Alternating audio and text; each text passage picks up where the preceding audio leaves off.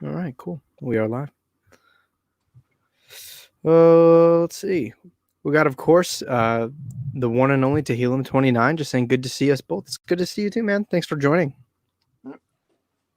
Hey, Dilo. Also, the one and only some Okie dude just asking what's going on. Not much, man. Getting excited for this conversation. I think it is more relevant to today's world than one might think. So I'm excited. What about you, Boom? Oh, it's very relevant to today's world. Very relevant. It's yeah. I think it's a lot of interesting things to say. I think. I mean, the whole idea of superheroes speaking to humanity. Right now, I think the world is in a crisis, and I think that in a world of 7.5 million people, with everybody having similar problems and the same problems, it seems like the same sort of societal problems. I think we have to seriously ask what kind of hero's journey is a hero's journey even possible to appeal to anyone anymore? What does that hero journeys look like? I know we've talked about the hero's journey before, but in terms of superheroes and comic books, what constitutes a hero anymore? Because there doesn't seem to be a lot. There's a lot of people bitching, whining, and complaining, but there's very few heroes out there that I see. Certainly, there's not a lot of leaders. There's individual heroes maybe in their own right, in their own home, but collectively, in terms of leading nations, it's pathetic. It really is. And maybe I'm just in a sour mood today, but good God, I think, and then sorry, I didn't mean to start on such a low note, but then, which in our comic books, look at, how, if you're a writer, what's the hero's journey in comic books? How are you going to write something that brings up the humanity? If humanity is so heroic, we're not getting a lot of examples of that lately. Yeah, for sure. There's definitely a lot to talk about. I think this conversation is going to be a pretty layered one. We also have Comic Breakdown in the chat, just saying what's up, what's going on, man. Thank you for joining in. Breakdown. So I will intro us up, and we can get the show rolling. Ooh, okay. Hey guys, welcome to the 46th episode of Let's Talk Comics, where myself and another co-host in the comic book community discuss one of the many facets of the storytelling medium that is comics. Whether it be stories, creators, constructs, or adaptations, we hit it all this week, of course.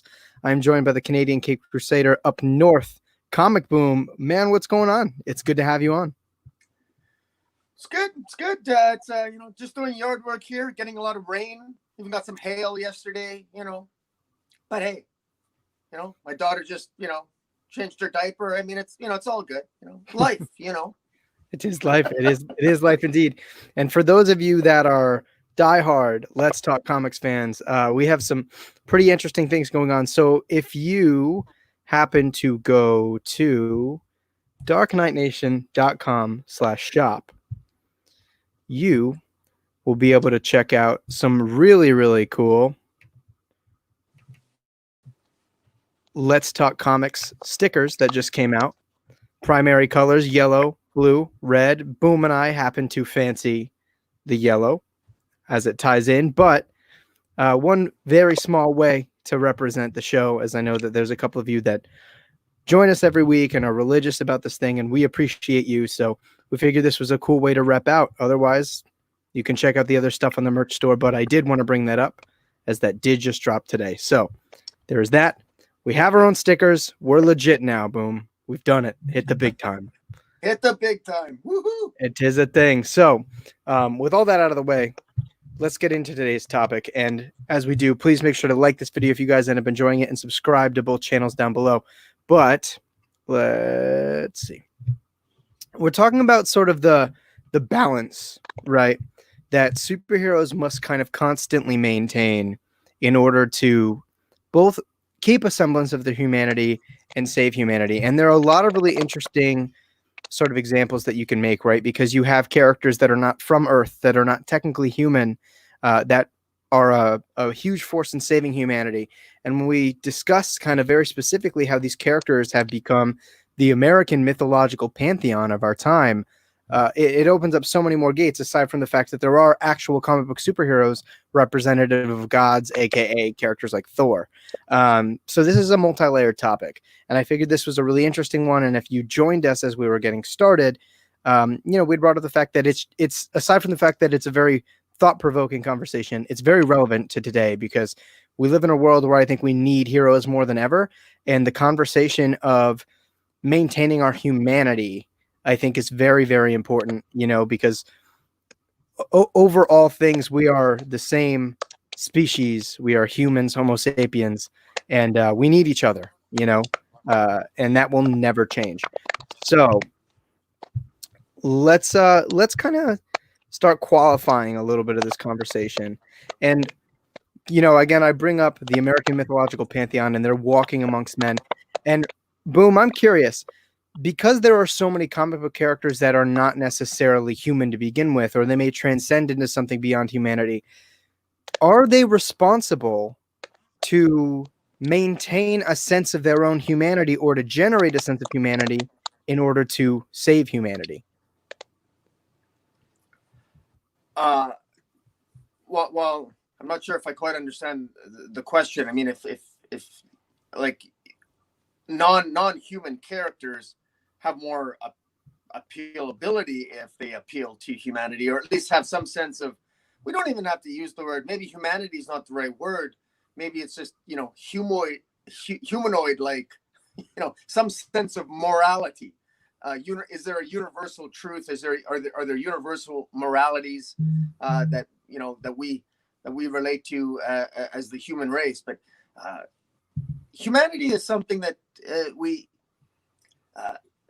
it all comes down to, where's that moral compass? Where do we want to go as a species? And what is it about a particular hero that attracts you to that character? And usually it comes down to humanity. Where is that character going? What is their struggle? What are they moving toward? What is it about them that makes us feel that they're doing something heroic? And I'm in kind of a little bit of a tiff and a little bit of a mood right now.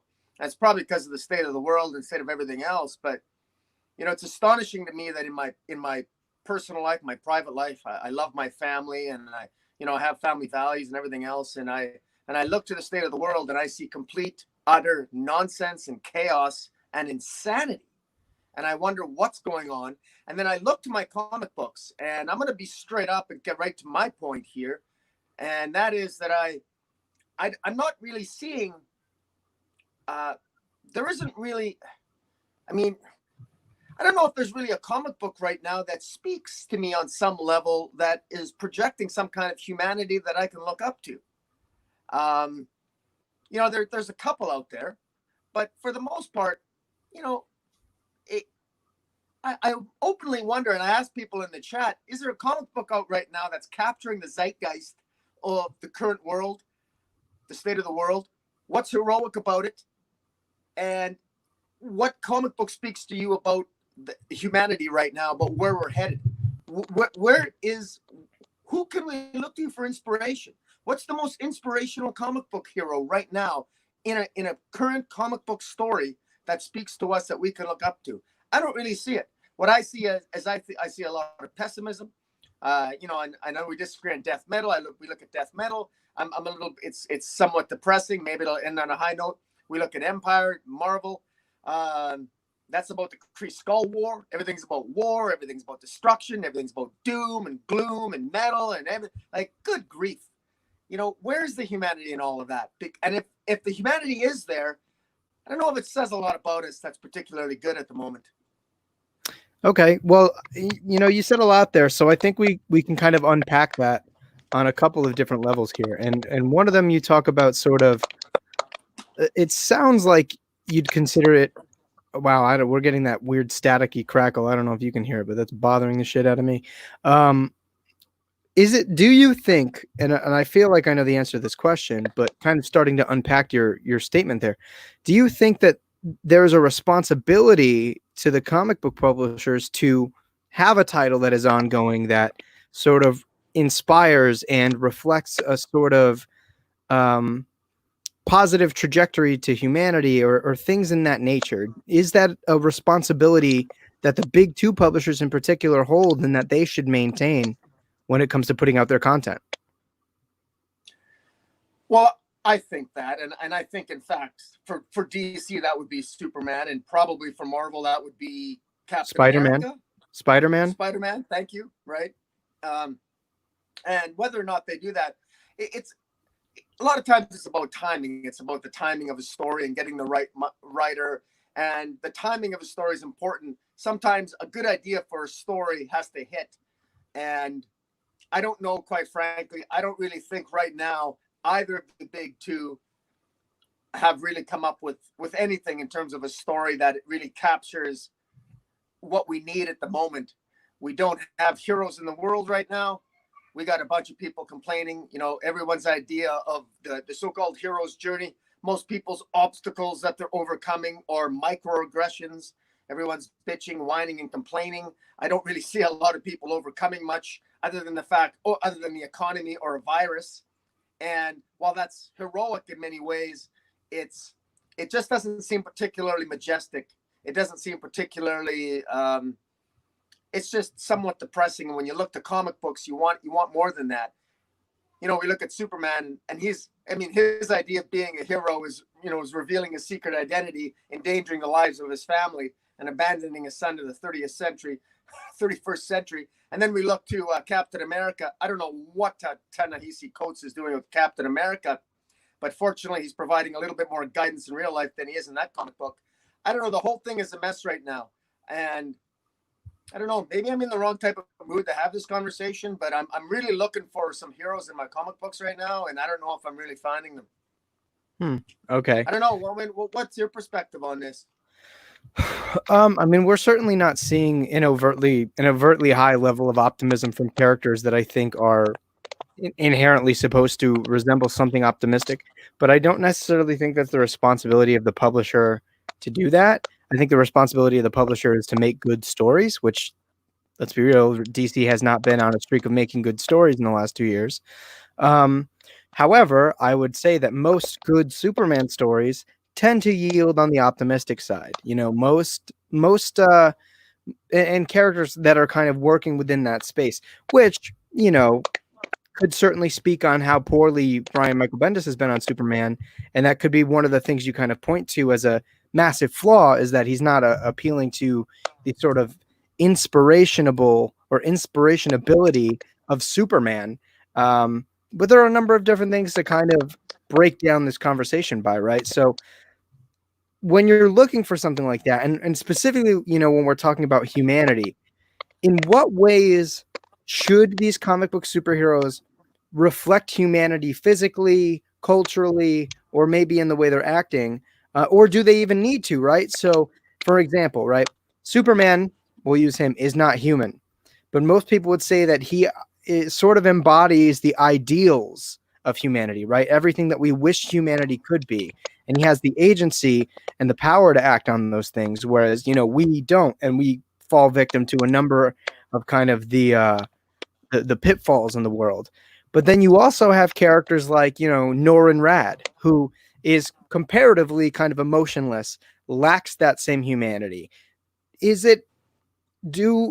Are they, as characters, are they reflective of the same thing? Like, can you refer to those two characters both as kind of just as effective heroes, or does one prevail over the other because one represents humanity a little bit more?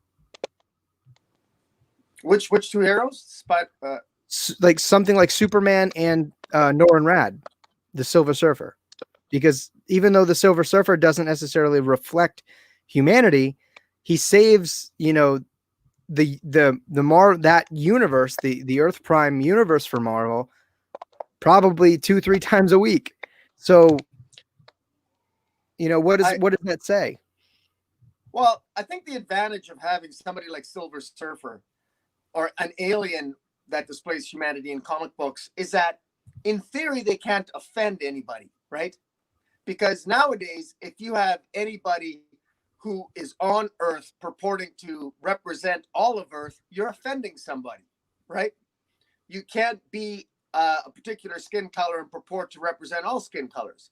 You can't be a human and purport to represent all humans. As a matter of fact, even in Bendis' Superman, the storyline was that the Bendis Superman couldn't the people of the DC universe got upset, some of them, because Superman purported to represent all of Earth himself. Who was Superman to represent all of Earth?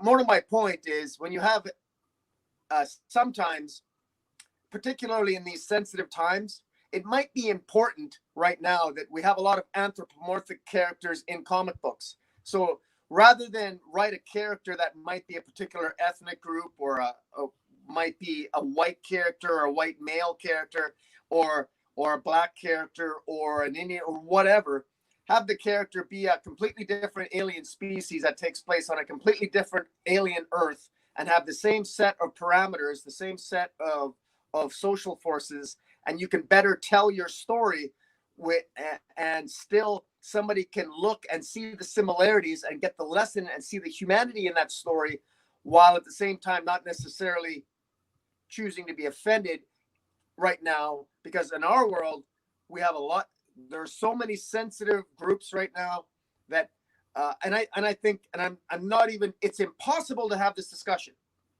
and not delve a little bit into the social and the political the political nonsense that our world is involved in right now. And comic books have the ability to reach us and tell us those human stories in such a way that they don't have to, the characters themselves don't have to be human. And that's what we need right now, because people need to see past their inherent biases and their black and white nonsense toward each other. And if we can't communicate with each other and get along better, maybe at least we can read a comic book story or read stories that take place on another planet where it's impossible for us to take sides and be offended, where we can actually maybe learn the lesson by hearing another species stories that are created in the minds of literary geniuses. Well, I mean, there's a number of ways to kind of play on that, right? I mean, ultimately, you know, when most capable writers are using sort of like science fiction or fantasy tools, they're using it to reflect some part of our real world, right? Like that's what makes them good. That's what makes us able to connect with these stories, aside from the fact that there's something fantastic about them, right? But you know, there are so many, the cool thing about comics is that there are so many different characters that reflect humanity on a number of different ways. And there's a number of kind of different ways that you can continue to frame that, right? So, you know, I kind of have something here looking at a sort of case study, right? If you're looking at the Injustice Superman versus the Earth Prime Superman, in a way, I think that you could argue that Injustice Superman is more human than Earth Prime Superman. And hear me out. The thing that makes the modern universes, or the Earth Prime Superman, so endearing is that he has the power and the ability to live and practice off of an ideal, right? Like he can be the idealistic human with the power to affect that level of change and operate on those ideals. Injustice Superman, well, he suffers sort of some of the pitfalls of humanity, right? Shame, guilt, rage, and he acts on those things and becomes a tyrant. So, Yeah, you know, I think in a way, although Earth Prime Superman kind of more reflects the idealism, maybe Injustice Superman better reflects humanity, better reflects how we're flawed, how we're fallible human beings. And so I'm wondering, you know, how would you put those things together? Do you feel the same way, or do you think that, you know, maybe Earth Prime Superman representing the ideal makes it a stronger connection to humanity as we know it? well, you make a good point. Frankly, I think what is the stories that we need right now, we need the flawed heroes more overcoming their flaws, as opposed to the heroes being perfect and being an example. I think the best way that our heroes in our comic books right now could help us is by showing their flaws and then overcoming their flaws, showing their flaws and overcoming them, and or struggling with them and still somehow doing the right thing. And I actually think that it's funny. I just did that's my ongoing criticism of Wonder Woman is I think she's too perfect a character. I think she needs more flaws because every writer that takes her on, it's the same trope. You know, just recently Wonder Woman defeats War Master, and she literally at the end of, and this is very interesting, at the end of the latest issue of Wonder Woman defeats War Master, who's basically a genocidal maniac, been manipulated by Leviathan and what have you, and Phantom Stranger interferes and turns War Master into stone by punishing, because that's the punishment on her. And Phantom Stranger is the embodiment. He's sort of like the servant of the Judeo-Christian God, and he's passing punishment on War Master. And Wonder Woman wants to redeem War Master, and Wonder Woman is prepared to fight the forces of heaven to prevent War Master from essentially going to hell. And that's incredible. That's a heck of a lesson that Wonder Woman would do that she would fight to preserve the soul of her greatest enemy or a genocidal maniac, that Wonder Woman still thinks that person has hope. And that's very uplifting. But I was cynical when I reviewed that issue of Wonder Woman. I said, I don't think humanity is ready for that. I hate to be pessimistic. We're not ready for that type of heroism. We need a hero that is more flawed and just gets the basics right. We're not even close to forgiveness yet. We need a hero that can just, listen, form a dialogue, try to get at least half the things right and still screw up. But we need more of that. We need to see more of that struggle and then the victory at the end. And I don't know. Something is amiss here. I'm inspired by Wonder Woman, but at the same time, it's the flaws and seeing her make those mistakes and overcome them. Those are the stories I remember the most. Don't you think? Depends on the character, really. I mean, the thing is that I don't think you can really look at any particular way of telling a comic book story or a story in general and say this is a more successful way to do it than the other. Like Comic Breakdown here says that writers are really trying to push how dark and grimy they can get without a good message or a great story of redemption for the hero. Sure, that's true. It's equally as true that a lot of writers don't earn redemption. A lot of writers just say that the hero has redeemed themselves because they need to get there for plot or whatever. So I don't think that there's any sort of consensus as to, how these writers are tackling these characters as a whole, whether or not they're going dark, whether or not they're overly gratifying them, like you're saying in Wonder Woman here. I think that either one of those things can work. It just depends on what you're doing throughout the story to develop those things. I mean, I think, obviously you make your argument as a consumer and as a fan that you need something a little bit brighter. You need something that kind of revalidates humanity in a way and revalidates these characters over triumph. And sure, I mean, you have every right to want that. But for me personally, whatever happens, it just needs to be developed. And that's a huge thing. And I know down here in the chat, Paul Baker says he doesn't really put much stock in Injustice as a story to be discussed because it was written by Mortal Kombat devs. Yeah, but there have also been plenty of great stories written by traditionally not great writers and plenty of horrible stories written by traditionally bad writers. So just because that's the case, I don't think that's really a fair reason to demean the value of it.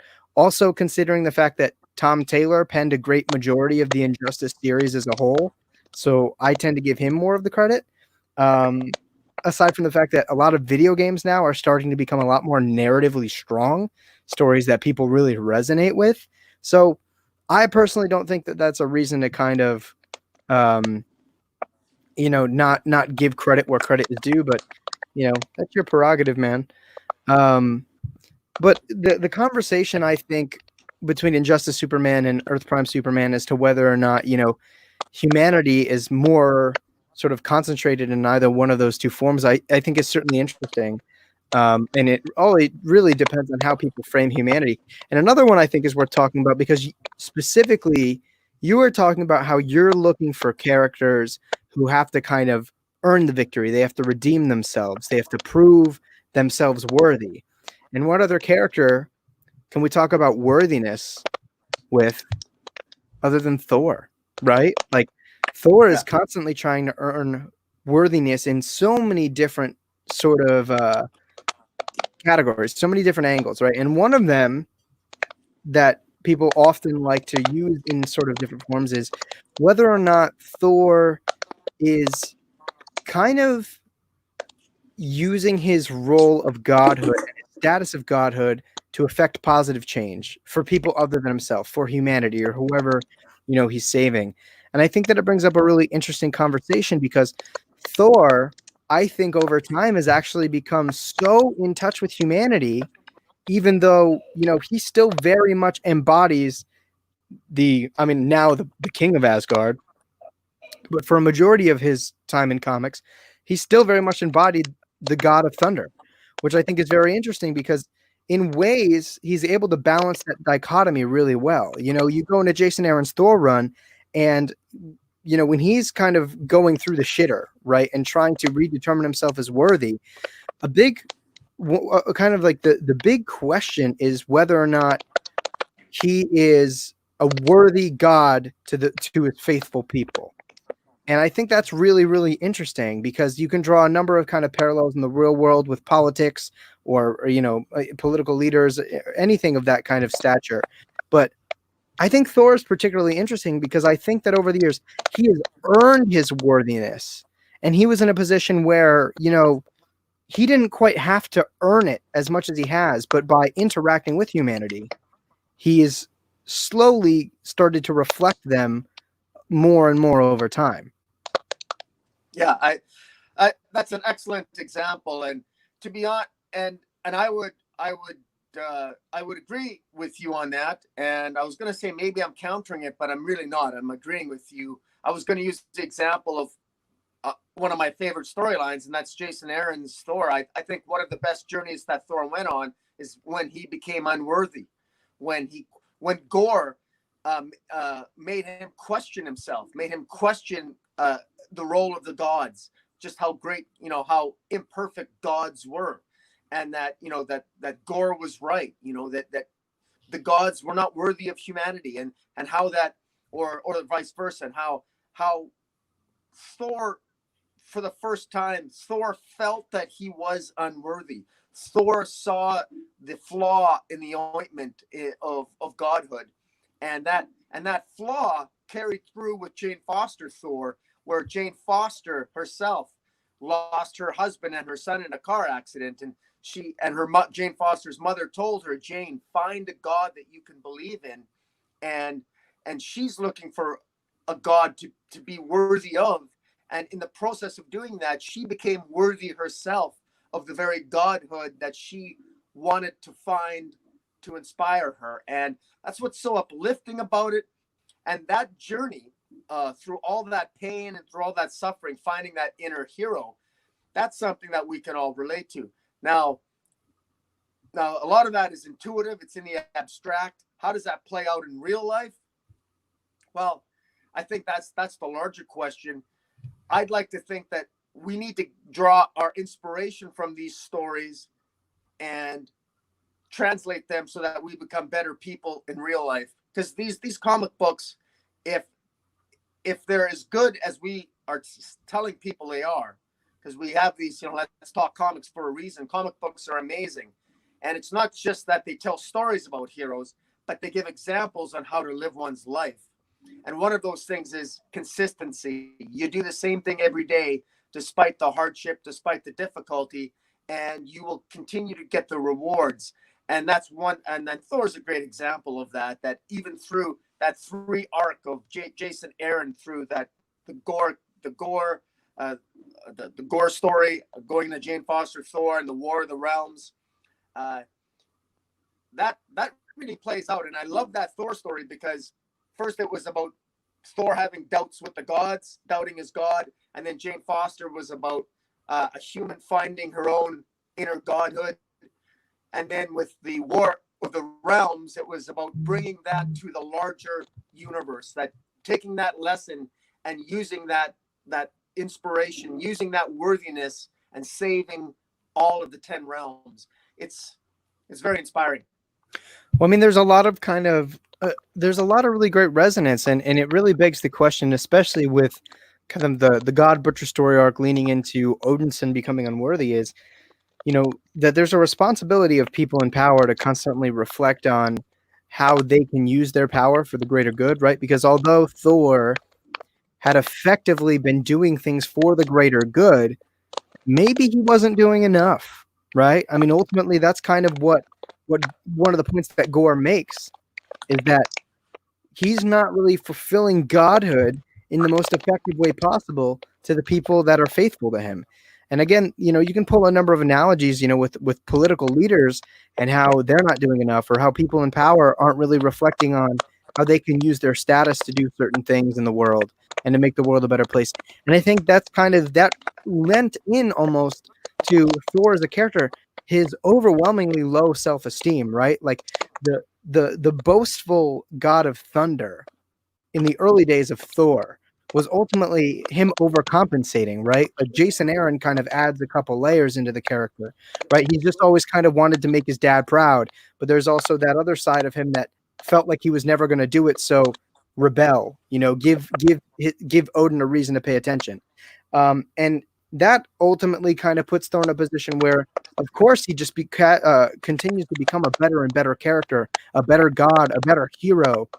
He becomes more in touch with humanity. A big kind of staple of Jason Aaron's run are the flashbacks, right, to Thor with early Vikings and him, relating to them, even falling in love with one of them at one point.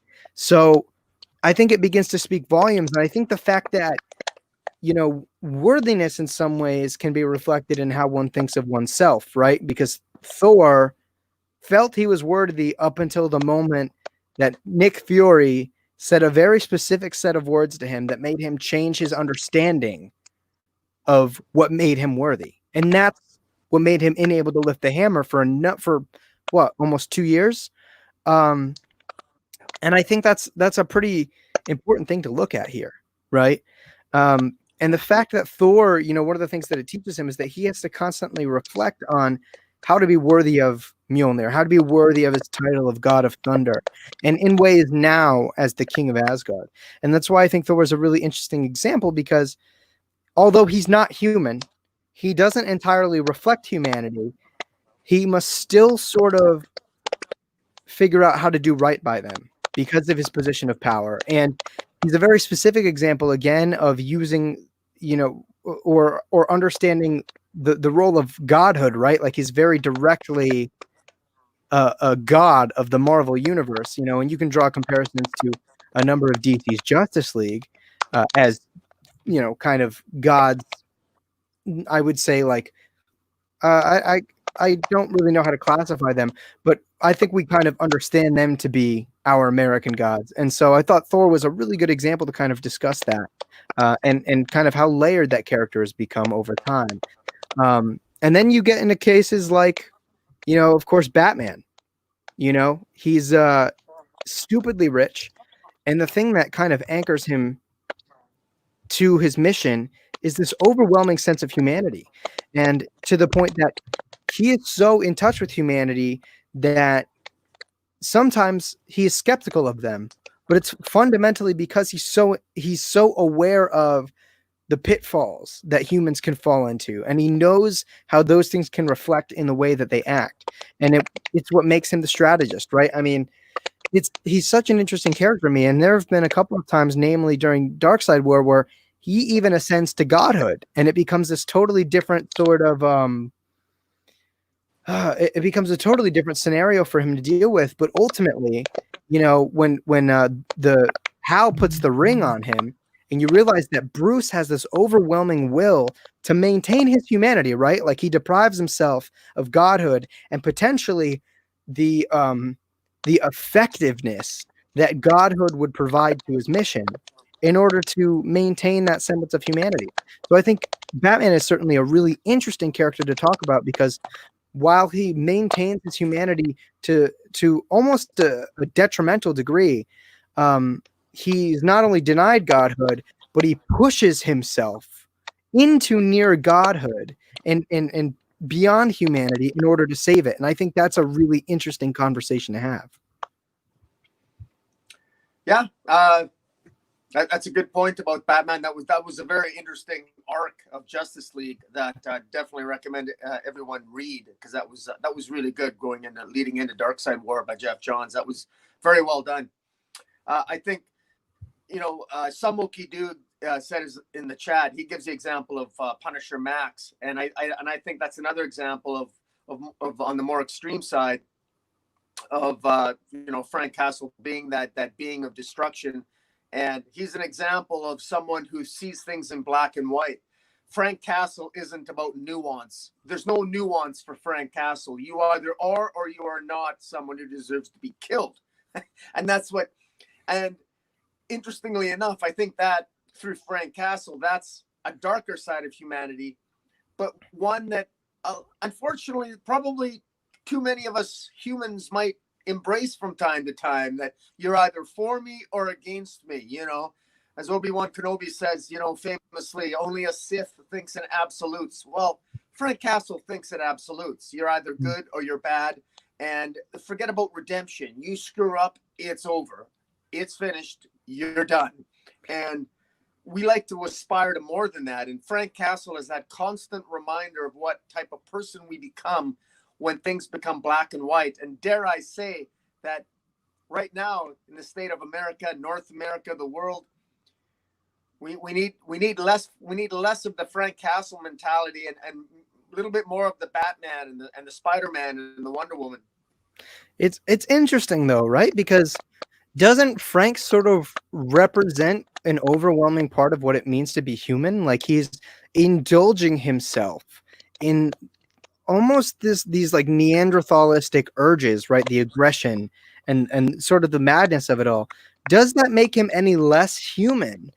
Or does it just put him in a different category of human? Because I do feel like, and Okie, this is a good example, I still do feel like Frank Castle represents something that is overwhelmingly human, and it's the human urge and the tendency to fall into instinct and behavior and the sort of animalistic part of us that can override higher thinking, right? Like, and we had the conversation earlier about how Injustice Superman arguably might be more human than Superman, even though our Earth Prime Superman, even though he's not as idealistic, he's not as compassionate.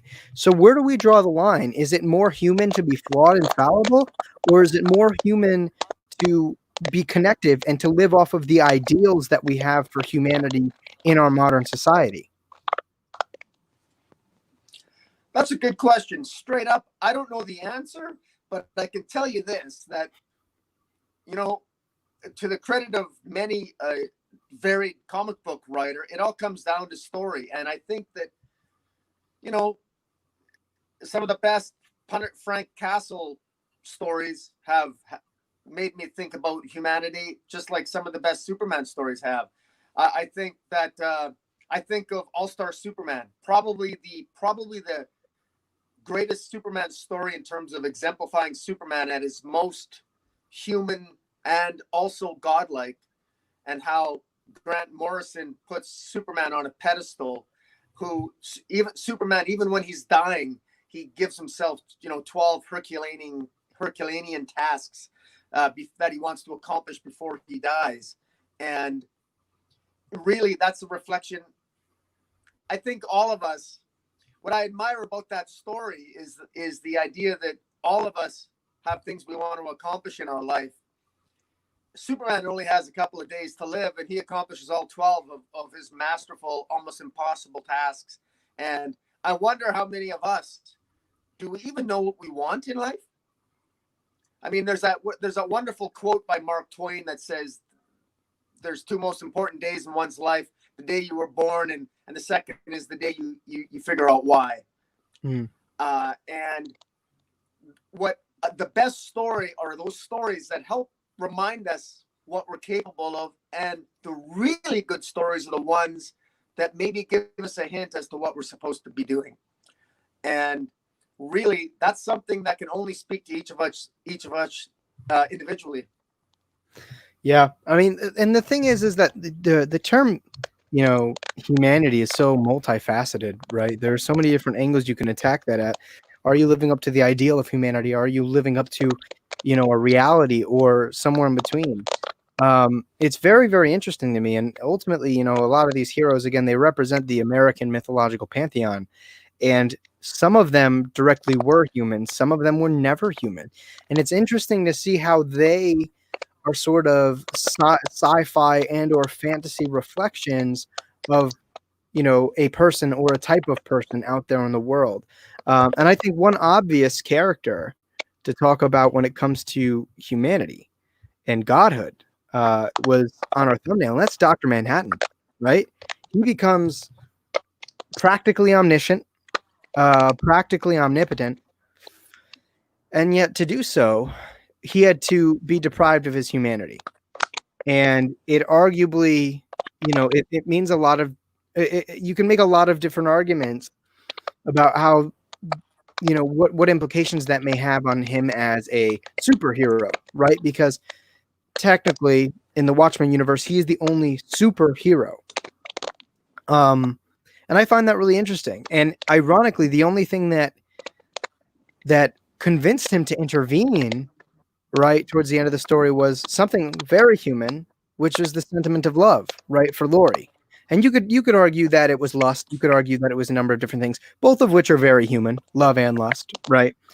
And so, when you're looking at Dr. Manhattan, I think he's kind of a really interesting fulcrum to kind of compare the range of, these almost godly characters and what it means to maintain humanity, right? Because he might have, you can make arguments at the end of that story that he gave into more of a rational, less human side when he had allowed Ozymandias to follow through with his plan, right? Or, you could perhaps make the argument that just by the numbers, he was saving the most amount of people theoretically, and so on and so forth. And I think that's very interesting. Is Dr. Manhattan more effective as a hero because he's been deprived of his humanity, or is he more effective when he decides to accommodate humanity? Yeah. And it's interesting that Jeff John's answer to that, I would submit, or at least the interpretation I got out of Doomsday Clock is, I find it very interesting that the Watchmen ended with Dr. Manhattan leaving humanity to sort of explore the multiverse, and Doomsday Clock ended with Dr. Manhattan becoming human again, giving up his Dr. Manhattan powers and becoming human again, and almost as if the greatest godhood one can attain to is to be human. Because he's, and it's really the cycle of life. Even for Dr. Manhattan, he went from human to God, back to human again. And so clearly there's a power to humanity that even attracts someone who has the power and the omniscience of a God. And it's a very, very powerful thematic statement, the way Doomsday Clock ended, that it really isn't really about being a superhero, about a power. The true power lies in humanity. So whatever it was that Dr. Manhattan saw in us, well, we know what he saw, and it was embodied by Superman being the North Star of the DC universe. That idea of hope, that we can be better. Like right now, I think we can all agree that all of us collectively in the world, we're better than we are currently acting right now. We're better than this. We're better than the rioting and the protesting and the nonsense. We can overcome this. We're better than this. And the inspiration has to be there. And, we shouldn't always have to relearn the same lessons. And it's frustrating. And again, I don't want to get off a beaten path here, but I think I love comic books because every now and then, reading Kingdom Come, reading All-Star Superman, it reminds me that I'm better than maybe I'm feeling right now. and that we all are better and capable of more. And it doesn't just have to be, just because it might come from fiction, come from a comic book, doesn't mean that it can inspire. Yeah, it's there are some very powerful statements to make on that behalf, and I think there are a number of different ways that Alan Moore reflects that in Watchmen, albeit, you know, in a somewhat cynical way, you know, it also speaks to, I think, the difficulty that arises just from being human. All of the different questions, all the different stimulus out in the world that is prompting you to react in a certain way. You know, when Dr. Manhattan is having that TV interview and he gets overwhelmed by all of the reporters and the journalists kind of screaming at him. And I think a big reason for him freaking out and going to Mars wasn't some sense of claustrophobia. It was him momentarily reallowing himself to feel a human emotion. And when he allowed his sort of omniscient brain to feel something human, it overrided his senses, right? Because not only does he have this sort of very difficult internal sort of human nature to him, it's amplified by his omniscience and his ability to sort of perceive everything throughout time all at once. And so to me, it feels like a dam, right? When the dam is cracked, it breaks and it you know, dissembles immediately because all of that water coming out is far too overwhelming. And I think that's a big question to kind of, or that's a big thing to sort of discuss, right? Is the moment Dr. Manhattan allowed a bit of his humanity to come through or to consciously acknowledge it, he was overwhelmed. And that's a really interesting sort of way to reflect the difficulty of being human, right? And, you know, I know some Okie dude says that he believes that, you know, the Watchmen characters have lost all semblance of humanity because they're broken and traumatized. Are humans not broken and traumatized? Is that not like, is that ability to be fallible not something that's inherently human? Because I think that it's actually easier to feel traumatized, to feel broken, than it is to live up to the ideals. Now, then you could argue that the ideal of humanity is less human because it's not as natural. It's something that we have to act on with a higher brain function, right? And a force of will. Whereas letting the world get to you, albeit in an extreme environment like the Watchman's Earth, is easier to do.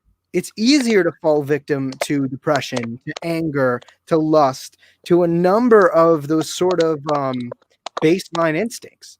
So I would argue that the Watchmen characters are sort of this accentuated, extreme end of humanity, right? Where ideals suddenly become irrelevant. There's a concept in some mythologies that goes along the lines of that life is a process of remembering who we really are, and that all of us are one, and we're all, and our lives, we're all one soul, but our lives were individuated souls, and we forget that we're all one. And so our lives individually, we forget who we really are. So we know everything when we're put on this earth, but then we forget, and life is a process of remembering, and it's through the process of remembering who we are that we make all these mistakes, and we hurt each other, and we have flaws, and we have all these emotions, and we make catastrophic errors. And it's through our flaws that the collective, all of us, experience godhood.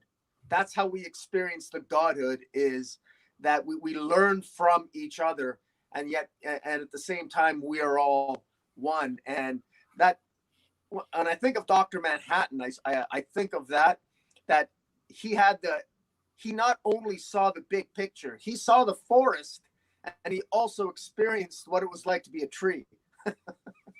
Yeah. And that can be overwhelming, right? Like Dr. Manhattan kind of embodied again, you know, how the world throws so many different things at you. And if you're going to react to every little thing, it's going to be overwhelming, right? There comes to a point where you need to identify what is worth giving your attention to.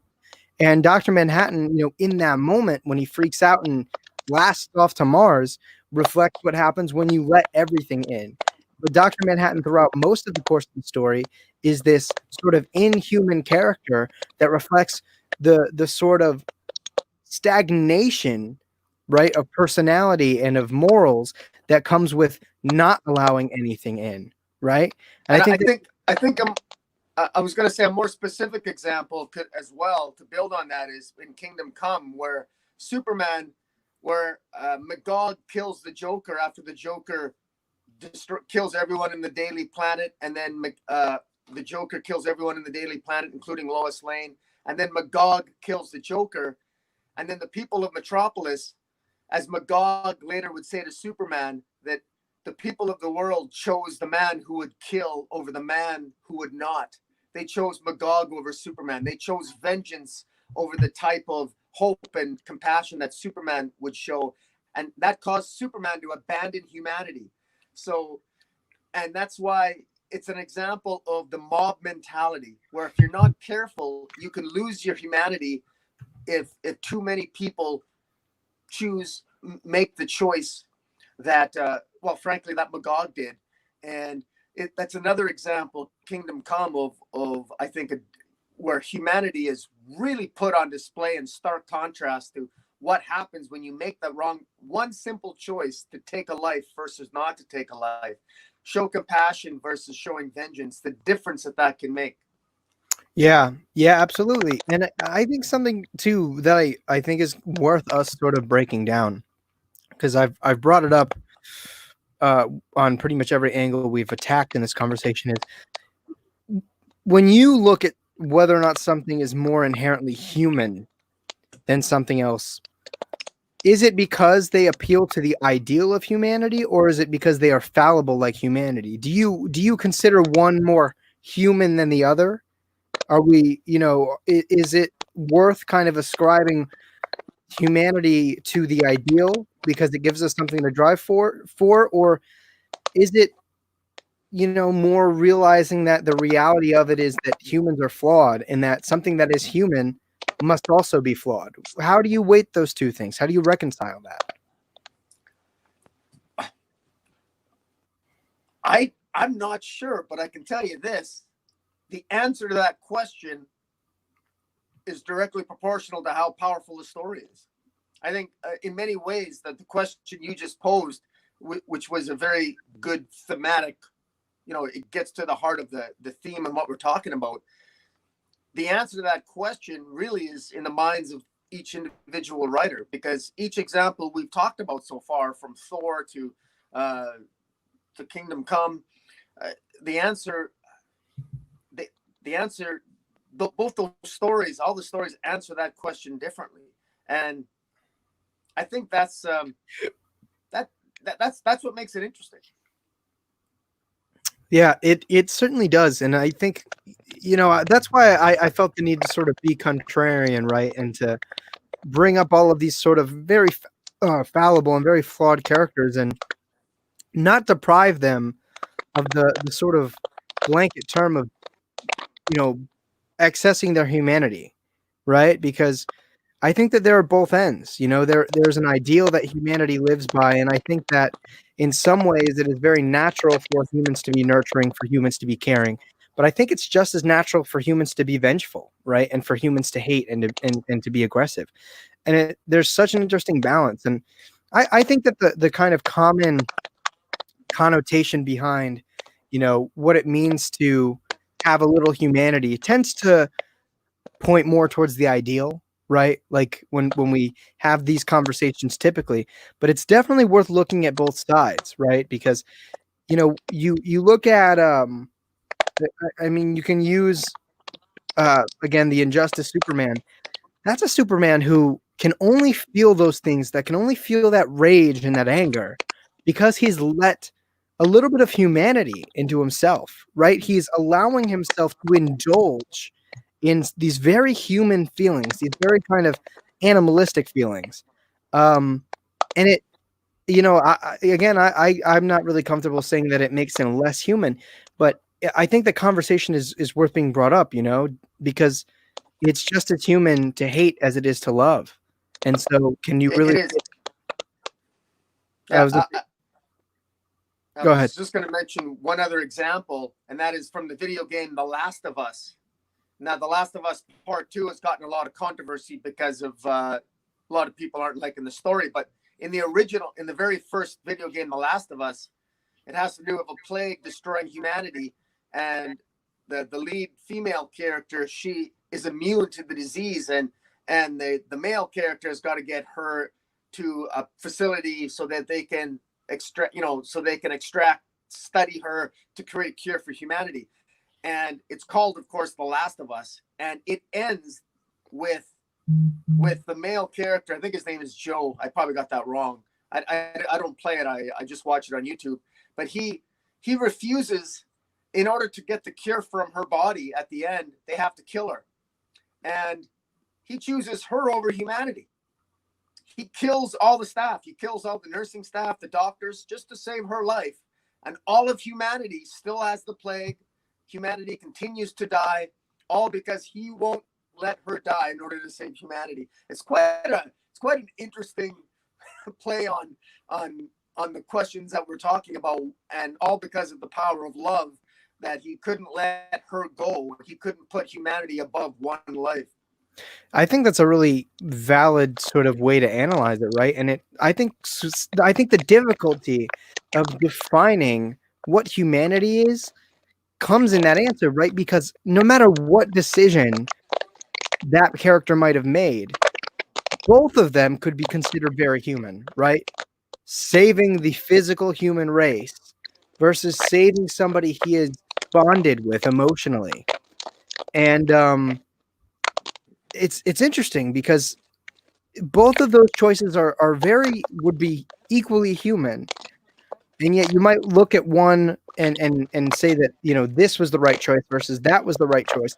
And I think that's interesting. And I think the difficulty of describing what it means to be human and what humanity is comes in the fact that humanity is fallible. So therefore the definition of humanity is kind of fallible and mutable and something that can mean so many different things in so many different ways, and that's why I think, other than like Dr. Manhattan, it makes the conversation and looking at the humanity of all these different characters very different and very difficult, because they represent one of the many or a couple of the many different facets that humanity kind of covers, under the term.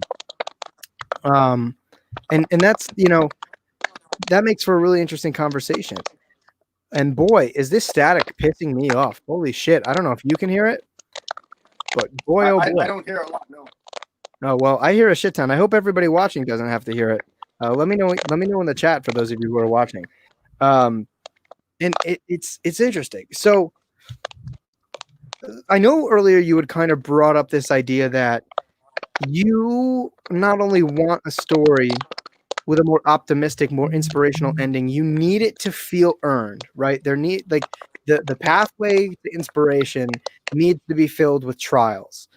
And so I'm wondering, is there a particular character that you feel like would be in the modern climate that you feel like would reflect what you want in that type of comic book story the most or the best?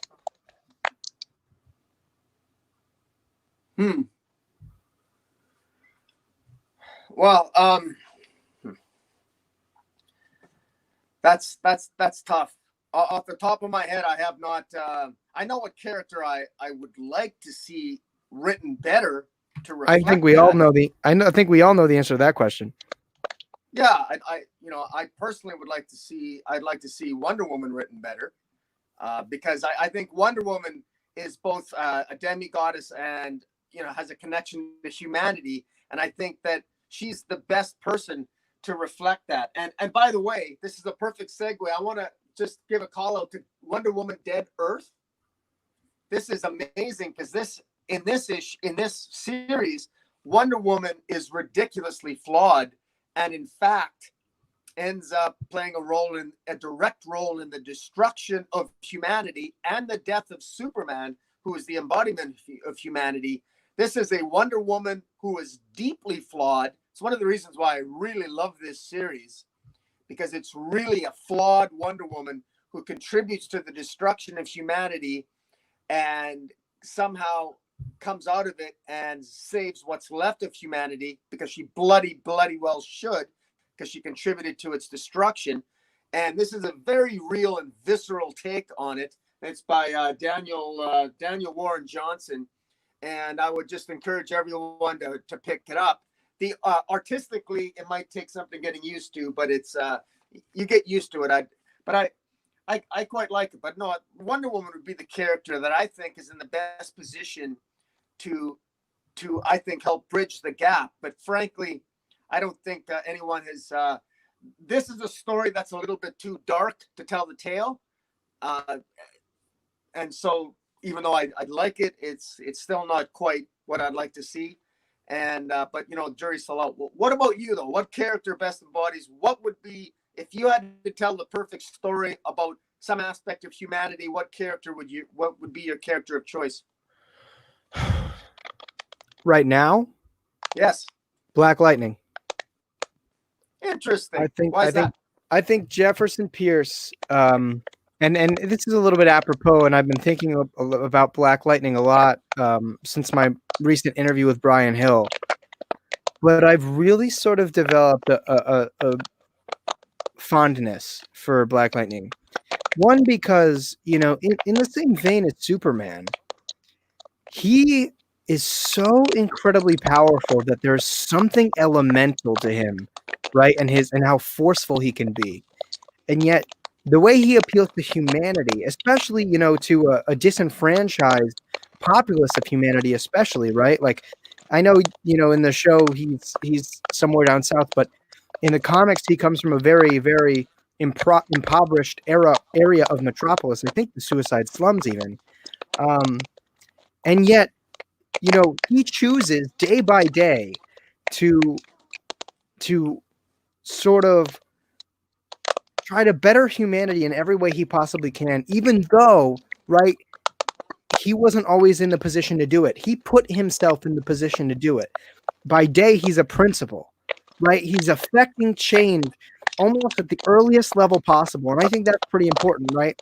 Because people talk about, you know, how Clark Kent, as a journalist, kind of pursues truth, justice, and the quote-unquote American way, which I think is a little bit outdated now, but you get the point.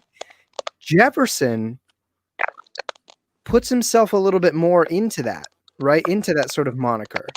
He's trying to help people at the earliest stage possible, to put them in a position to succeed, to then perpetuate a cycle of people who are going to use their awareness and their ability and their talent to also help people, right? And the thing I love about Black Lightning is he's a character that, again, didn't always have the ability to do that, but always pursued that.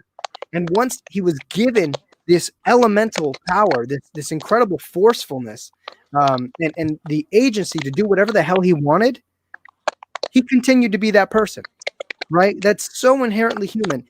And it's almost biblical in a way, right? Like, one of the ways that the Bible justifies God sending, you know, man out into the hellscape, essentially, right? That is earth, everything outside of Eden, is that he says that acting against temptation and on will is more human than anything else. It is more praiseworthy. It is more valuable than anything else you can possibly do. It's easy to be good when the circumstances sort of cater and allow you to be good. What happens when the circumstances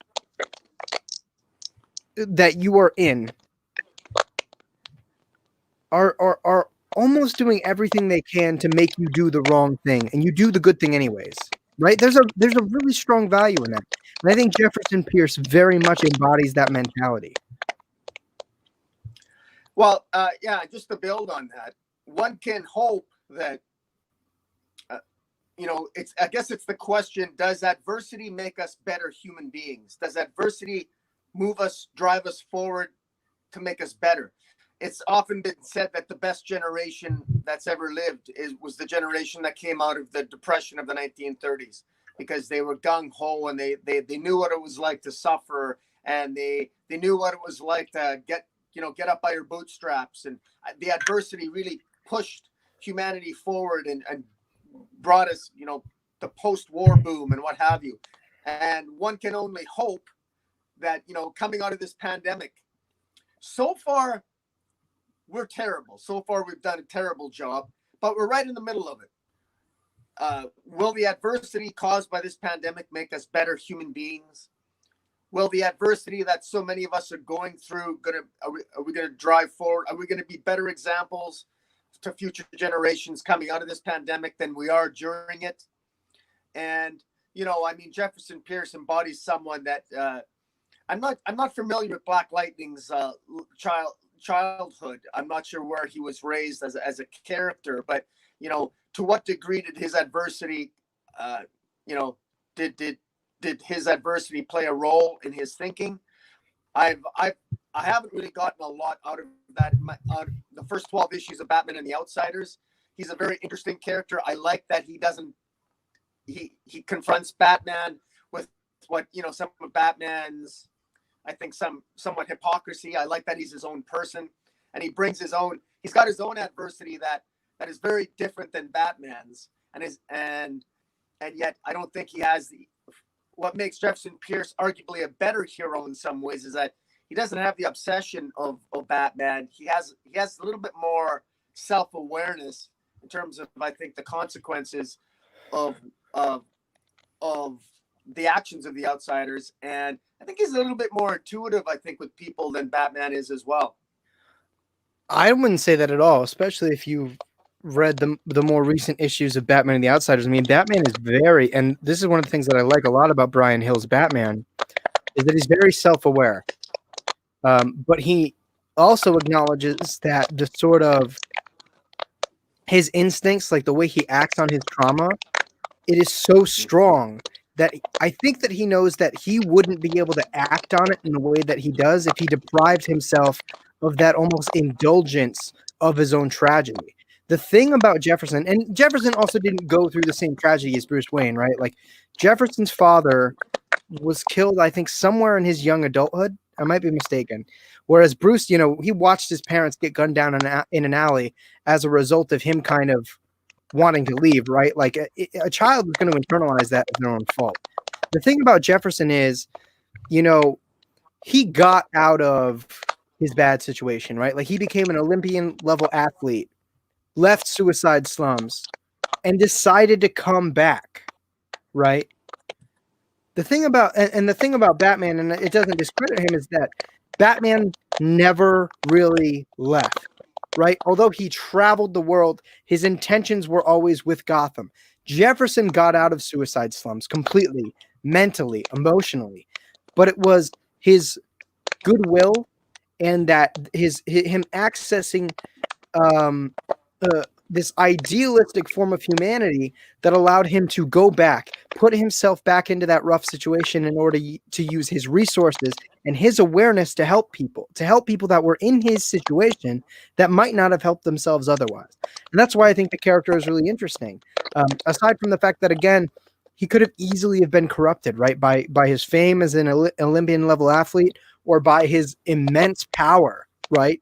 This elemental force, it's overwhelming. I mean, Black Lightning, I think, is probably one of the more powerful characters in the DC universe, but because he's not, an A or even a B-list character, you don't see that often. But a complete and utter control over electricity and like electric charge, that's ridiculous. That's insanely powerful. He probably beat the shit out of Superman. Really, if you break down like the science of it, right? Like Superman's interaction with the yellow sun relies on a number of electrochemically charged interactions that his skin is having with solar radiation. What happens when you disrupt that? Jefferson Pierce is fucking ridiculously powerful, and yet he has every reason to walk away from the people that were in his position, but he goes back every single time, and that's what I like about Jefferson. I like when you were interviewing Brian Hill, you read to him one of my questions, and that is what was one of the lessons? What's the number one lesson that maybe Lady Shiva could learn from her daughter Cassandra? And I really like Brian Hill's answer, and his answer was that the lesson that Shiva could learn from Cassandra, her daughter, is that to take learn from Shiva's always about the big battle, and whereas Cassandra's about the smaller battles, winning the smaller battles and focusing on the smaller things and the smaller battles, as opposed to always having the big end game in mind. Shiva is always about the big epic battle, and whereas Cassandra really is, the way I read his answer is, Cassandra is more in touch with the people around her. She's just more in touch, and she's, you know, it's the little things that matter more to Cassandra, and it's the little things that really are, they become the big things later on in life. It's those small battles that you win that define who you are moving forward.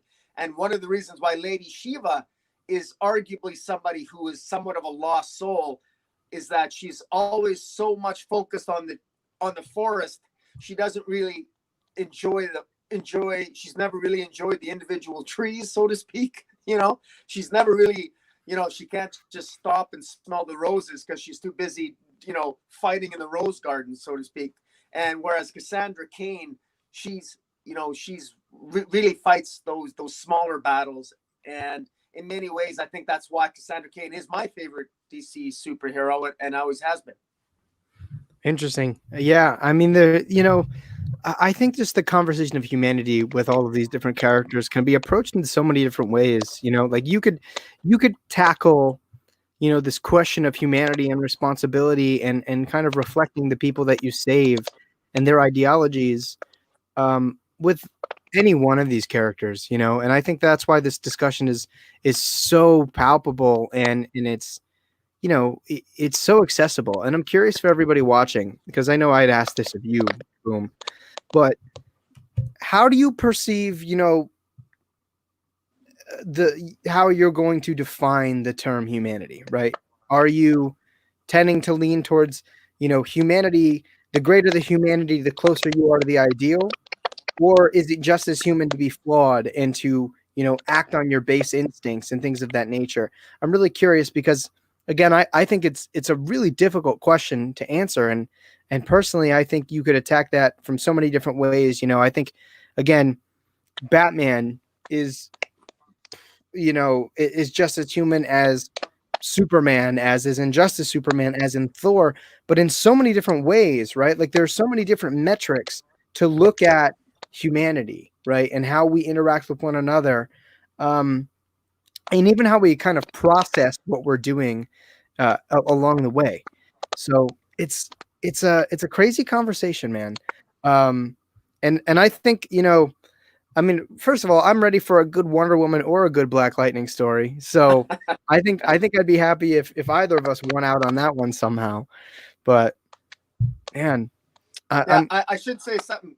Comic Breakdown mentions Kite Man, mm-hmm. which is very interesting because Kite Man did, you know, I thought Tom King's Batman run was very divisive, and while I'm not a fan of his larger narrative, I think that there were some moments there with Kite Man where, you know, Kite Man was kind of like the loser, and I think even Batman and Catwoman were pretty hard on Kite Man, always saying "hell yeah" as a way of almost to make a joke out of him and mock him. But at the same time, Kite Man did manage. Kite Man, you know, it's quite a tragic story. I mean, he lost his son. I mean, the Riddler killed his son, and at the end of the day, Kite Man did manage to maintain his degree of, he did manage to do the right thing at the end and help Batman take down the Riddler at the end of the Joker, the War of Jokes and Riddles, a storyline that has been somewhat divisive, but I do think that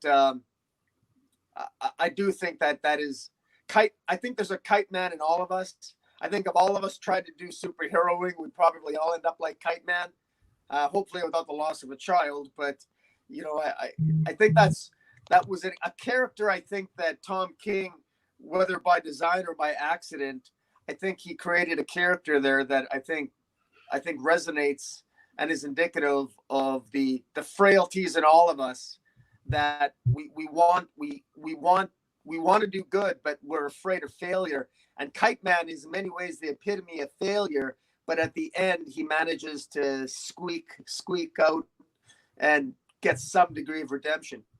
Yeah, tell me how Kite Man was like more appealing than Batman in a Batman book. How does that work? I don't know. And with what Comic Breakdown is saying here is that he thinks that, you know, a more flawed character redeeming themselves is a better way of showing humanity, and that Superman and the idea of that kind of perfection and living towards the ideal is great, but just not real. Sure. And I'm not disputing what you're saying. I think your opinion is very valid. But playing devil's advocate, though, is there not an overwhelming sense of humanity that Superman has, and that responsibility that he holds himself to save humanity? Because he doesn't have to, right? Like, he has all the power in the universe. He could do whatever he wants. He could destroy humanity. He could tell them to fuck off. And yet he feels this overwhelming responsibility to save humanity. So in a way, you know, is it just as human to be kind and to be good when it is not asked of you? Right? Because you don't have to. You can go and live idly and be happy and content with who you are. But the fact that Superman could have done anything, and he chooses to sacrifice his time and perhaps parts of his mental health in order to save humanity. And it comes with criticism, right? It comes with being objected to controversy and a number of other things. You know, some parts of humanity discriminate against him, but through it all, he still maintains this sense of responsibility to humankind. And in ways, I think, even though there is no necessarily redemption arc for Superman, I still think he's just as human as any other character, because he decides to use such overwhelming power, and he holds himself responsible for using that to help other people.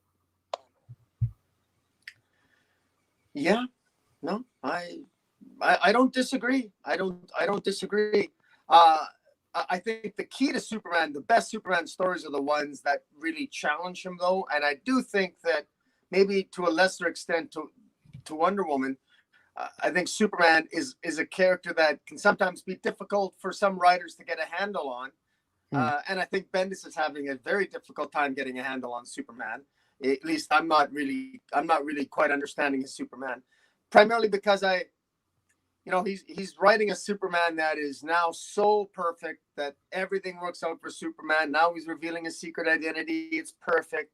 There's no consequence from it. Everything's fine. Nothing to see here. Now he's representing humanity. Everything's fine.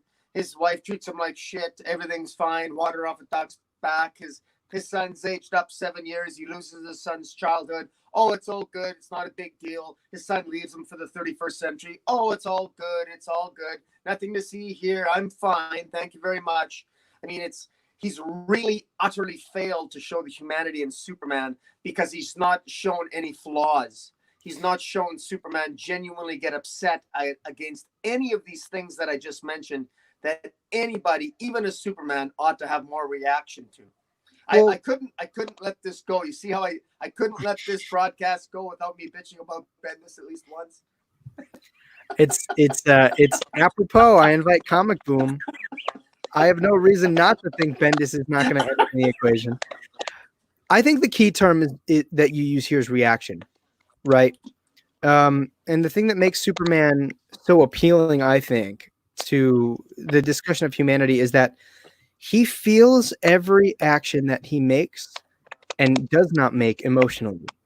When he hears somebody screaming, in Taiwan, but there's a ship of people that are about to drown and he has to make the difficult decision, he feels that, right? There's a guilt and a shame that Superman feels for physically not being able to do the impossible while he's already doing the impossible to save people. And that's kind of what makes him great. Right? It's the struggle, the difficulty, the guilt. Like, I think in ways it's Superman's guilt that makes him so human. He feels so in touch with humanity because he was raised on a farm by Jonathan and Martha Kent, that no matter how impossible, he will always do what he can. He will run himself into the ground, if it were possible to run himself into the ground, in order to save as many people as he could. And he has to live with a lot of these things day by day, right? Like when he's being Clark Kent at the Daily Planet, there are people he's not saving. And that becomes such a balancing act, right? Because in ways he has to remain Clark Kent as Clark Kent to interact with humanity on a more intimate level, right? Because Superman without humanity could either be negligent or a tyrant. And there's such a balance, and you have to, kind of prioritize a number of things, at least, when you're freaking Superman. So I think he becomes a very interesting character to discuss because I think he's just as appealing as any other character.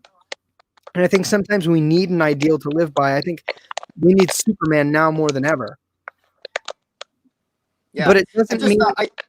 But just to kind of close that statement, but it doesn't mean that he doesn't struggle being Superman. Being Superman is not easy, no matter how powerful you make him, and that's what makes him special. And just to add to that, I think Mark Waid, one of the interesting concepts that Mark Waid introduced in his Superman Birthright, and I know that it wasn't necessarily well received in some circles, but he did at one point, Mark Waid wrote Superman as having almost like a soul vision or a God vision. He could see the life essence of people, leave them when they die. And what I thought was interesting about that, particularly in the context of our discussion, is one could see that if all of us had the power to see the life force of people, leave them when they die, it probably would have an impact on us in terms of how we treat each other and how we value life. If we could see the life essence and the soul leave our bodies when our loved ones die, that would have an impact on us. And I found it very interesting that Mark Waid in Birthright actually had Superman.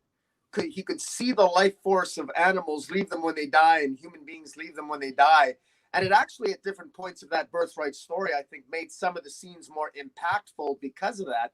And it reinforced this notion as to why Superman fights so hard to preserve life, because there's something terrible about seeing what happens in the process of losing it. Yeah, but I think that in some way it kind of deprives him of feeling humanity, right? To me, the thing that always made Superman the savior of us all was that he was raised by Jonathan and Martha Kent. He developed a kinship with humanity, and that's what drives him to me. And I think, it's an interesting interpretation. I wouldn't discount it. But to me, the thing that made Superman attach himself to goodness and that what drives him is, to him, everybody is reflective of Jonathan and Martha Kent, no matter how different they might be from Jonathan and Martha. It's that bond that he formed by being raised by two of humanity's best that made him ultimately this ideal of humanitarianism with the power of God. But that's me. That's kind of what I think makes Superman a little bit more endearing in that matter. But Aaron VO says that he hates to bring this back to Joaquin Phoenix's Joker, but to him, humanity has all to do with the relationship to your society. To be human is to be flawed, but at the same time, those in your society help you to overcome those flaws. Humanity is all about the ability to form a team as opposed to being a lone wolf. Yeah, I mean, I think in many ways, kind of unpacking your statement here, I agree that our understanding of humanity is reflected in our relationship to our society. However, I don't necessarily think that being a lone wolf reflects that, because you do have people out there that can be the lone wolf that don't form, super intimate attachments, that still do right by humanity, right? That still do good. And sometimes it is that detachment that allows them to preserve the ideal, right? Because sometimes just dealing with other people can wear you down, right? Like, I used to work retail. I used to work, as a server, as a bartender. People piss you the fuck off.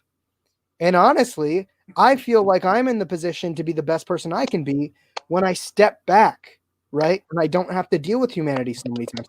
I don't know. I mean, Boom, you're a lawyer. Like, how do you feel about something like that? And maybe it ties into your occupation and how you see people. Well, I agree with Aaron Vo. I agree with him wholeheartedly. It is about lone wolves die alone. And, I think humanity, obviously the very concept of humanity is a collective. It's not the lone wolf. But look, when I say lone wolf, if you're, just because you're lonely doesn't mean that you're alone. So I mean, it's like, you know, you can live by yourself and not be lonely. You just might enjoy your solitude, but you have to at some level appreciate and get along with humanity. And you gotta appreciate it. You gotta have gratitude. You gotta get along with people, and how you interact with them is very, very important. And that's what a lot of this, you know, the characters in these comic book stories we read.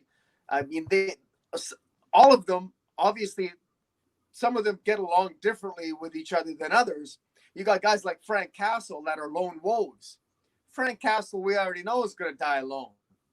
Now, or he might end up as the cosmic Ghost Rider, but that, I think that's just a bunch of nonsense anyway. But but the point being is that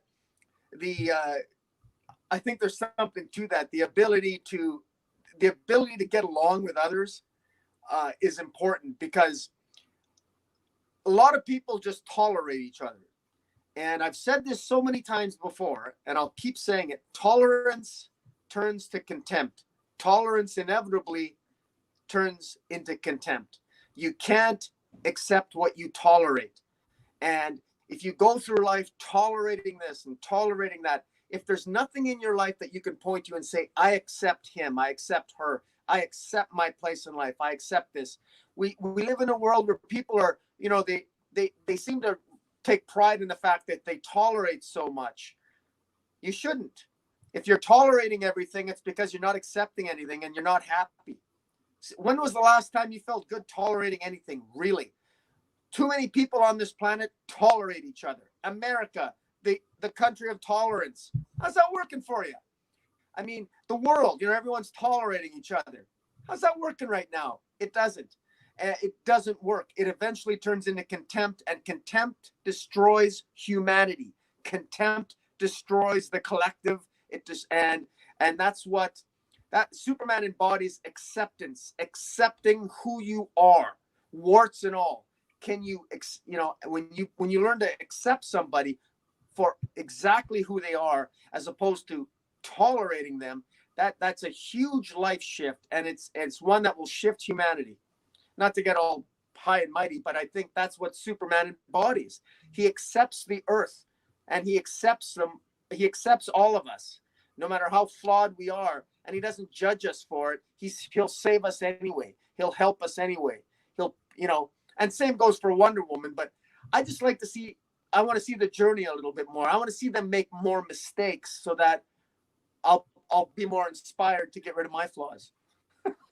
Yeah, I mean, it's a valid point, and I think that you know, both of you speak a lot of truth in that. And I think that just kind of comes down to like a philosophy, and again, I think that there are mitigating circumstances for pretty much any kind of instance. But we also have the comic breakdown saying that this is why Heroes in Crisis was so important, because you see the heroes not as these idols, but as broken humans who struggle with PTSD. Sure, I think that's what Tom King maybe set out to do. Do I think he was successful? No, not really. I mean, like, it's very much one of those situations where the concept underperformed because King did not execute the story well. And don't get me wrong, when Heroes in Crisis, when it was announced, before I had lost total faith in Tom King writing superhero comics, I was excited because I like that. I like having this kind of ground level human understanding of these characters that allows me to connect to them through something that you might not normally be able to kind of access them through. However, I think through a number of mishaps in the storytelling, Tom King failed at the end of that story for me to resonate with what he was going for. It's definitely one of those situations where I feel like because Tom King says that he's doing this thing, people believe him. And just because he says it doesn't mean that's actually what he's doing. Right? I could tell you that I'm holding 2 fingers up right now. It doesn't mean I'm doing it. I could be going like this and trying to hold 2 fingers up, but I'm still not holding 2 fingers up. And I think that's very much the situation with Heroes in Crisis. I think that the concept was very good, and I think that if done differently, he could have wrapped it up. And I think that thematics of flawed superhumans and the sort of crashing down of idolization would have come through in that story. Um, but when Tom King has to sort of molest characterization and development in order to get to his end results, he's ultimately depriving the effectiveness of his themes, right? Like when you don't develop it, it doesn't feel organic. It doesn't feel like we're actually getting there, right? You can't just say that I'm going to go to McDonald's and be at McDonald's. You have to go down this street, that street, the other street, take some turns. There's a pathway that needs to be taken there. And I very much feel like the pathway was not taken. Well, I think Heroes in Crisis could have been better myself.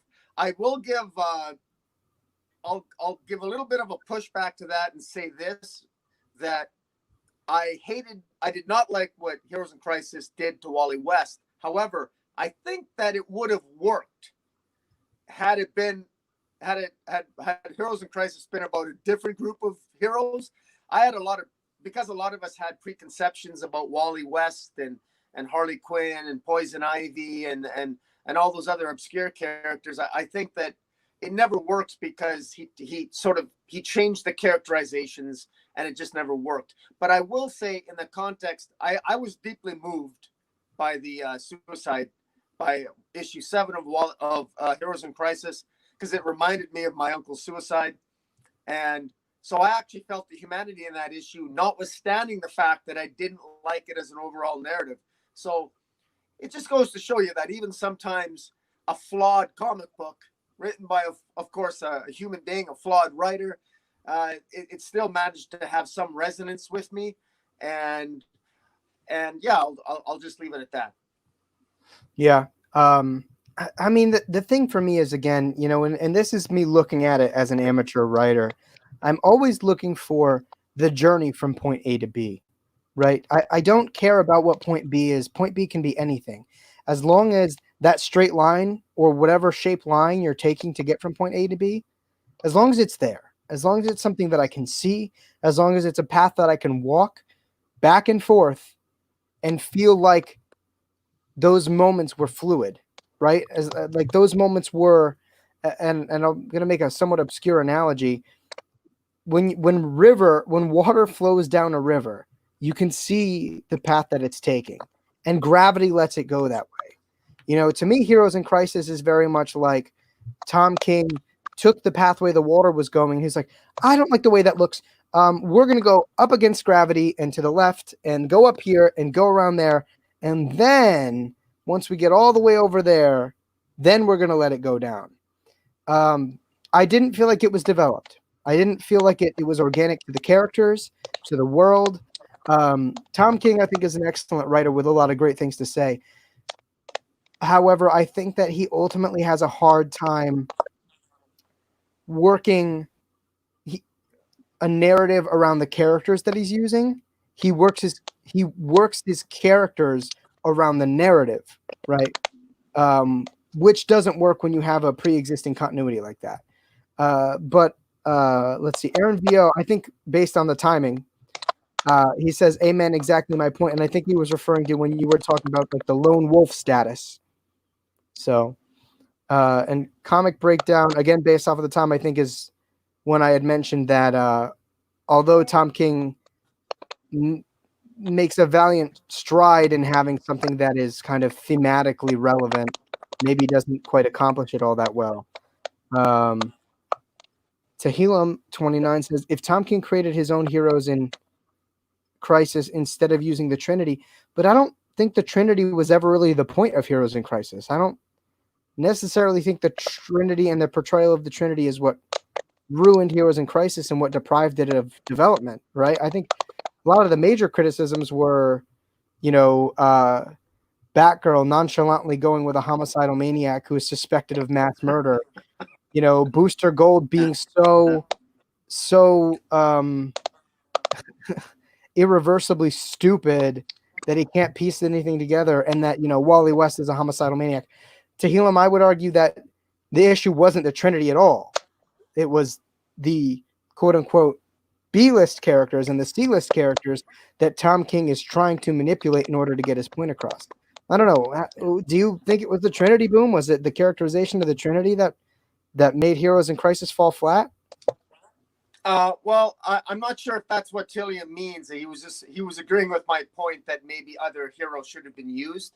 But to your point, Dark Knight, I don't. Yeah, the point. I don't think the point wasn't the Trinity. I think the Trinity was just used by Tom King just to sell more comic books, and so Superman could give a speech, and so Harley Quinn could defeat the Trinity, and in fact, I think the biggest consequence of Heroes in Crisis is going to be the fact that is considered probably one of the first times where Harley Quinn really met Booster Gold, and her attraction to Booster Gold initially may have started with Heroes in Crisis, because that's where the writer Sam Williamson, I think he's penning that Booster Gold Harley Quinn crush in the pages of Harley Quinn. That the fact that Harley Quinn has a crush on Booster Gold, that he got that idea from Heroes in Crisis. If you can believe that, he actually was a writer who read Heroes in Crisis and he saw an attraction between Harley Quinn and Booster Gold. Where he got that from, that narrative, I'll never know. But hey, he incorporated it into his Harley Quinn run in issue 73 and 74. Yeah, Fortunately, it's ended in 75. Yeah, I mean, honestly, I mean, you know me, I could give a rat's ass about Harley Quinn. I really don't care. But you know, I think again, one of the big things about Heroes in Crisis is the idea was really good. Like the concept was excellent, and I think it was very relevant. And it could have been such a good story, but it ultimately failed because, you know, Tom King didn't feel like developing the characters to a position where they could be what he needed them to be. He just made them what he needed them to be. You know, whether or not that kind of sabotaged who we knew them as. And you know, I wish Heroes in Crisis was better, man. When that first issue came out, I stood in the line, got him and Mitch Gerrits to sign my issue 1, which honestly I'm probably gonna sell at this point, or like throw on my merch shop to give it to somebody who is actually going to appreciate it. But you know, with that being said, I can't give it credit when it's not really accomplishing what it sets out to do in my mind. But you know, to each their own. But yeah, I think we've pretty much gone through the full gamut of the conversation, unless Boom has anything else to talk about. No, we can wrap it up. It's good timing. Yeah. All right. Well, first of all, I want to thank everybody who's watching live for joining us and being a part of the conversation. I appreciate being able to have our agreements and disagreements, and both of which being civil. So thank you guys so much for contributing to this discussion. And if you like this video, please make sure to leave a like down below. It means a lot. And of course, make sure to subscribe to ComicBoom. You can use the link in the description below. He is one of the best damn comic book reviewers on the internet, one of the most original and unique. So if you're not watching him, you're making a mistake. And of course, if you would like to listen to me blabber on and pretend like I am surgically going into these comic books, emphasis on pretend, feel free to subscribe to me down below. But ComicBoom, I know you just wrapped up editing a bunch of content. You want to let the people know what to look forward to? I just uploaded before this broadcast live stream. I ranted. I'm ranting against Joshua Williamson's Flash run. I think it's a narrative mess. It's I don't know. It's 50% review, 50% rant. I'm also going to be uploading after this live stream a Wonder Woman review, and also a quick Batman synopsis. And I kind of showed off my Punchline collection here, slowly growing. Punchline is growing. Interesting character, Punchline. Very interesting. I like the fact that we're getting sort of an evil Harley Quinn. You want to talk about humanity? Harley Quinn started off as a real evil bitch that even killed children at one point, and now Harley Quinn has been made into a hero. And I think for that reason we need a character how Harley Quinn was originally conceived, or at least at one point was. And I like punchline. I really do. I think the Joker needs a punchline character, and I like the character. I think it's got a lot of potential, but she's got to stay evil. She's got to reflect. I want her to stay evil, and I hope that she doesn't end up getting killed off. Yeah, I mean that is ultimately the punchline, right? That punchline is a villain of privilege. She has no reason to be bad. She's not born of tragedy like Harley Quinn. So it ultimately is sort of the punchline to Joker and the sort of nihilism that comes with it, right? That people are just bad and disgusting, and this girl is kind of the proof. So yeah, she's going to be pretty interesting. That's awesome. So make sure you guys go tune into ComicBoom's channel for awesome videos like that. If you'd like to, I put out a scathing review of Dark Knight's Death Metal. And it's perhaps the adversity to a majority of reviews on the internet. I'd like to say I was the only one that wasn't wearing rose-colored glasses, but each their own. I don't see no roses on my glasses. What are you talking about? Right there. And I also had a really, really great review with Brian Edward Hill, man. He's such a great guy. And, we got into a wide breadth of conversation. It was almost a 2-hour conversation that I'd highly advise. It's a great interview. I encourage everybody to watch that interview. And of course, your reviews are, I think, some of the best on YouTube in terms of analysis and breakdown, in terms of layout and art. And very good, man. Very, very good. Thanks, man. I mean, you're probably doing wrong by everybody else by building my ego, but I appreciate it. I appreciate it very much. But again, man, I wanna thank ComicBoom for taking the time to sit down and talk comics, man. So thank you for again choosing to burn 2 hours with me. And again, thank you so much to everybody watching, both the recorded video on demand and live. You guys are the best. And we'll see you in the next episode of Let's Talk Comics. This is going to be DarkKnightNation and ComicBoom signing out. Thanks, guys.